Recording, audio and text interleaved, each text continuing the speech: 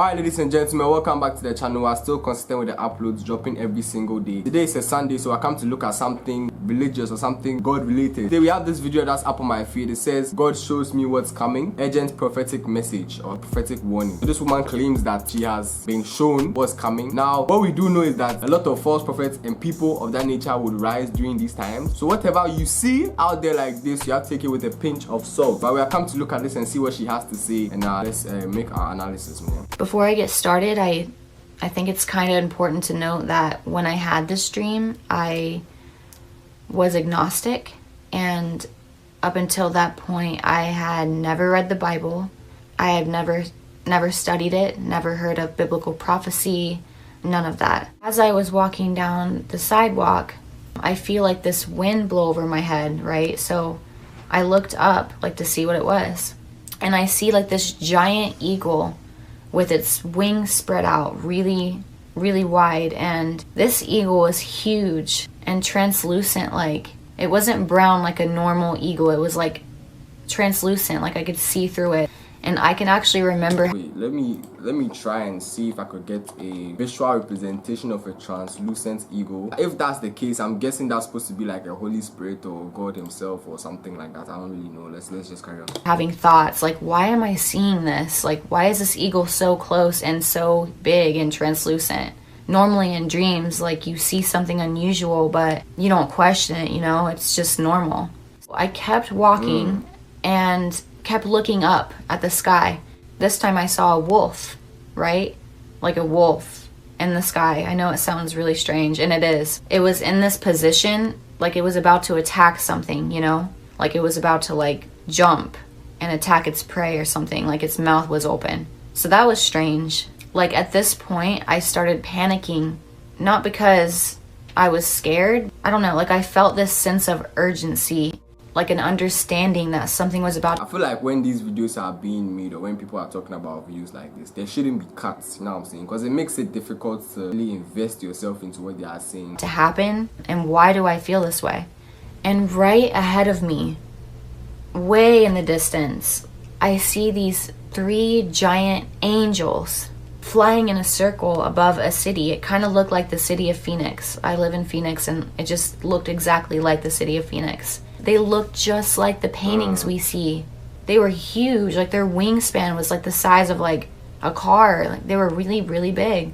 I couldn't see their faces, but as I was standing there watching these 3 angels, it was the most terrifying part of the dream. Like, I heard this noise, like a horn sound, like a siren sound, and it was terrifying. It was terrifying.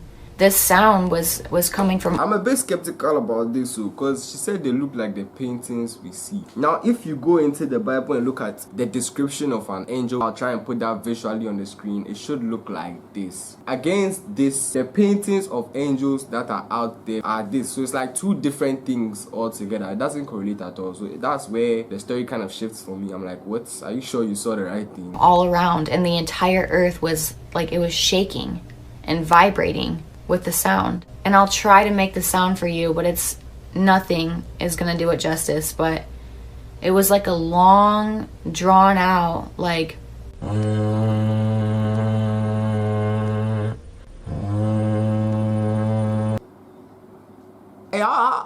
Nah, that's mad. How is she doing that? really loud. Yo. And not loud like it hurt my ears. I knew somehow that the entire world could hear it too, you know what I mean?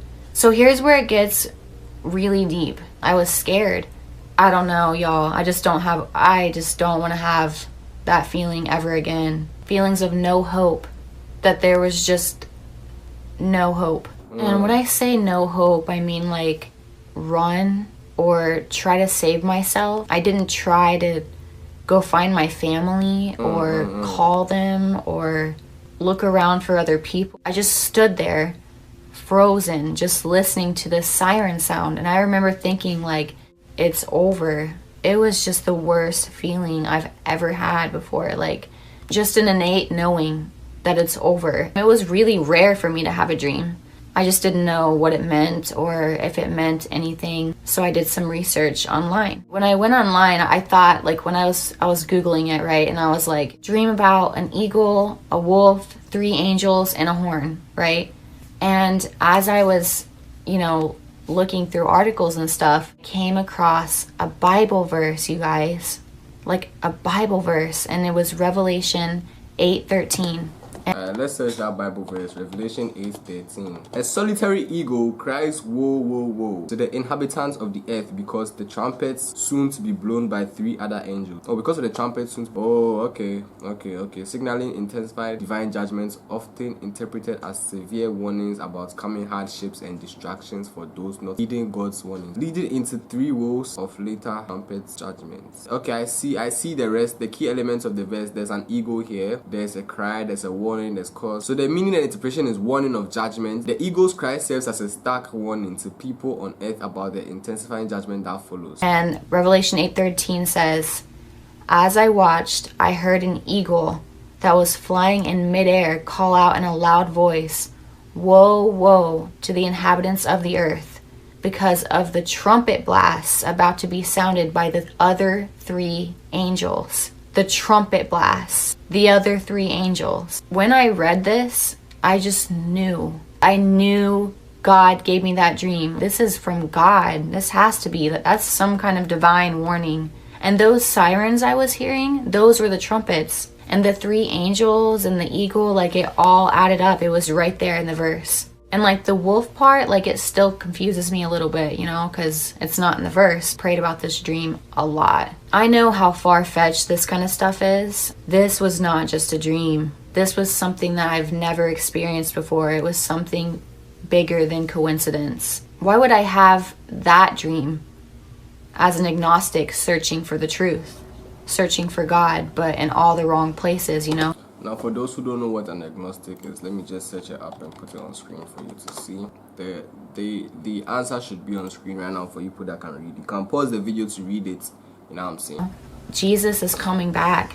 Sometimes I can't believe that I'm saying that, but he really is coming back, and it's going to be terrifying for those who just don't know the truth about why they're here, who they are, and what their purpose is. It's going to be absolutely horrifying. And I got to see it firsthand. This video is not meant to instill fear or hurt feelings. It's just the truth. I had the dream. And there was a Bible verse that reflected every part of it, except for the wolf part. That's just not a coincidence.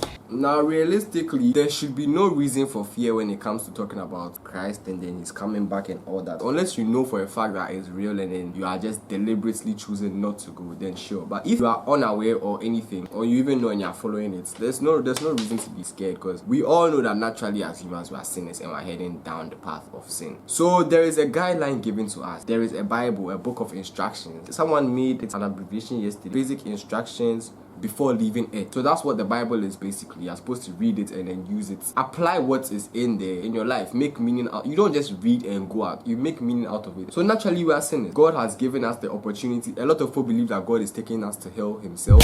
Outrageous. I don't think that that's crazy. They all started from Adam and Eve, disobeying God. Now the only thing I would say is like kind of an issue when it comes to like the argument is, if he didn't want them to access the tree, he shouldn't have made it accessible. That's the only thing I feel like, okay, that's kind of weird. Why did you make it accessible if you didn't want them to? But we are born straight, heading towards hell. There's a way to save you, and that's what they've given you, that, oh, Jesus Christ came to die for your sins. And you are saying that, oh, God is taking me to hell. If anything, he's giving you a solution to, like, there are 2 roads. As you are born naturally, you are heading towards the negative road because of things that happen. So now they've given you another path. Follow this path and you'll be saved. That's what I'm doing for you. People say God is dragging you to hell. He created hell. And now I also see people making claims that, oh, Christianity is like some system made to keep us in fear or bound us. I'm like, an old man or whatever. He's talking about, he saw a vision, and it was similar to this basically. He saw a vision and God is coming back and all that. That's what this one verse says. What? Let me search it up actually. Joel 2:28. And afterwards I will pour out my spirit on all people.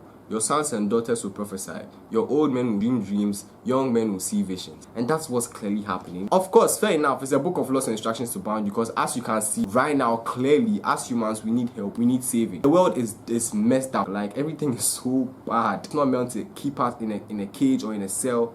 It's just guidance. It's just instructions you have to follow. And you have the choice to follow or not. And I know how dangerous it is, or how dangerous it can be, to spew out information on the internet and on YouTube about dreams and visions, because sometimes the enemy can operate in all that, because a lot of the times, most of the time actually, like in my experience, dreams are not from God. Many dreams can be from the enemy. If you are watching this and you don't know Jesus Christ, you can know him. It's not too late. You can ask him just the same way I did. You can ask him. Just ask him to reveal himself, and he will. He loves you. And it's not because of what you've done. It's just in his nature. Jesus is God. He really wants the best for you. He's a personal God.